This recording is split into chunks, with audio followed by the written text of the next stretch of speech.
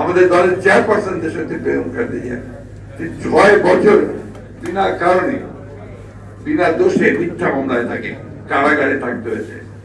আল্লাহর অশেষ রহমতে ছাত্র জনতা আন্দোলনের মধ্য দিয়ে তিনি কিন্তু মুক্ত হয়েছেন।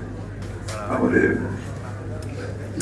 সকলের প্রিয় নেতা বিএনপি জাতীয় স্থায়ী কমিটির সম্মানিত সদস্য বাবু কষ্টচন্দ্র রায় আজকের এই প্রতিষ্ঠানের সভাপতি, আমাদের অত্যন্ত প্রিয় মানুষ, প্রিয় নেতা, স্থায়ী কমিটির সদস্য নজরুল খান,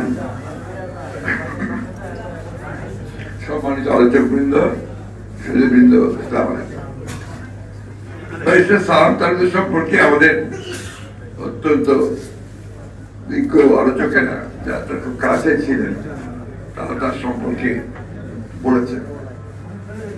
তার সম্পর্কে খুব বেশি কথা বলার আমার কোন চেষ্টা নেই।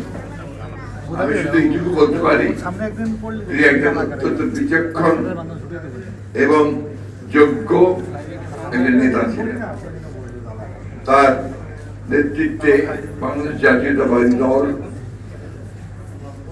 স্বৈর শাসককে পরাজিত করে গণতন্ত্রে ফিরে এসেছিল এবং বিএনপিকে রাষ্ট্র পরিচালনার দায়িত্বে নিয়ে আসতে সক্ষম হয়েছিল। তিনি খুব বেশি দিন ওই সময়টা থাকতে পারেননি, তারপরে তিনি চলে গেছেন। যাওয়ার সময় আমাদেরকে এমন কতগুলো শিক্ষা দিয়ে গেছেন যে শিক্ষাগুলো যদি আমরা অনুসরণ করতাম তাহলে হয়তো আমরা আরো বেশি সাফল্য লাভ করতে পারতাম। যাই হোক, এটা যুগের পরিবর্তন হয়, পরিবর্তনের সঙ্গে সঙ্গে যেমন আপনার মানুষের মন মেজাজ পরিবর্তন হয়, সমাজ পরিবর্তন হয়, রাষ্ট্রের পরিবর্তন হয়, ঠিক তেমনি আপনার রাজনৈতিক কালচারেরও পরিবর্তন হয়। আজকে যখন আমরা কথা বলছি তখন কিন্তু আমরা একটা মুক্ত আবহাওয়ায় কথা বলছি। এর আগের যে সভা করেছি সেখানে তখন কিন্তু আমাদের একটা মাথার মধ্যে একটা আপনার চাপ ছিল, বুকের মধ্যে একটা পাথর ছিল যে আমরা একটা পুরো ফ্যাসিবাদের নিয়ন্ত্রণে করে সমস্ত যে আমাদের অধিকারগুলোকে কেড়ে নিয়ে একটা ফ্যাসিবাদী সরকার আমাদের উপরে চেপে বসেছে। আজকে অন্তত সেই ফ্যাসিবাদ থেকে আমরা মুক্ত হয়েছি। ভয়াবহ যে দানব আমাদের মুখে চেপে বসে দানবকে সরাতে পেরেছি। আমি ধন্যবাদ জানাতে চাই আমাদের ছাত্র জনতাকে, বীর ছাত্র জনতাকে, যারা এই বিপ্লবের মধ্য দিয়ে তারা এই পরিবর্তন নিয়ে আসতে সক্ষম হয়েছে। বিএনপি প্রায় 15 বছর ধরে 15 বছর ধরেই এই সংগ্রাম করছে। এই যে ফ্যাসিবাদ আওয়ামী লীগ, ফ্যাসিস্ট আওয়ামী লীগ তাকে সরাবার জন্য সংগ্রাম করেছে। আমাদের দলের অসংখ্য মানুষ প্রাণ দিয়েছেন, গুম হয়ে গেছেন, 60 লক্ষ মানুষের বিরুদ্ধে মিথ্যা মামলা হয়েছে। আমাদের দলের চেয়ারপারসন দেশনেত্রী বেগম খালেদা জিয়া 6 বছর বিনা কারণে বিনা দোষে মিথ্যা মামলায় তাকে কারাগারে থাকতে হয়েছে।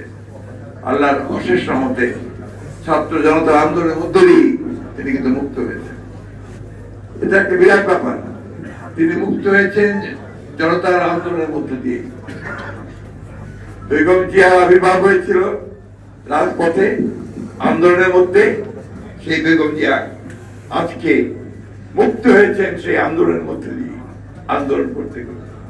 এই জন্য আমি সবসময় আমার কাছে মনে হয় যে বেগম জিয়ার যে অবদান এই দেশের শুধু নয়, সমগ্র পৃথিবীতে আমি বলি যে গণতন্ত্র প্রতিষ্ঠার যে সংগ্রাম, সেই সংগ্রামে তার নাম স্বর্ণাক্ষরে করে লেখা থাকবে।